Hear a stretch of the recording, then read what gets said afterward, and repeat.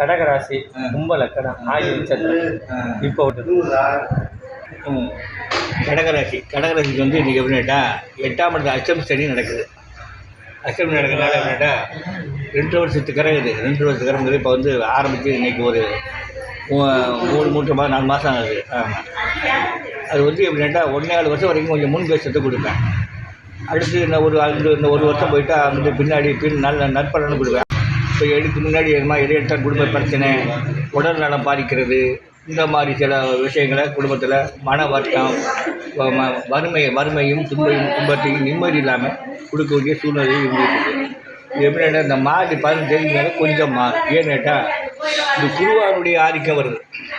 March 18க்கு மேலே குருவாருடைய ஆதிக்கம் இருக்கிறதுனால அப்போ சனீஸ்வரர் வந்து நல்ல வரணம் கொடுக்கக்கூடிய ஒரு ஏற்பாடு நடக்குது. அதனால் எப்படின்னா விஷத்தை மென்னுமுழுங்கணும், அதுக்கு மேலே நல்ல பலன் கிடைக்கும்.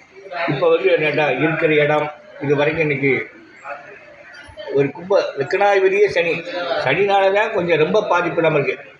லக்கணாதிபதியே சனி இல்லாமல் இருந்து கடகராசி வேறு லக்கணமாக இருந்தால் ரொம்ப ஆட்டி படைப்பார். லக்கணாதிபதி எப்படின்னாட்டா இவருடைய பிறப்பு அமைப்புகளில் வந்து ரொம்ப ராசிவரத்தில் உள்ளவர்.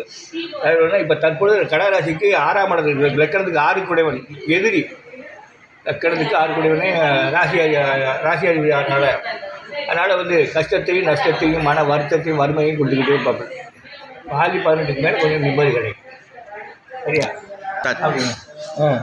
ரொம்ப நன்றி. ரொம்ப விளக்கம் தெளிவாக கொடுத்தீங்க.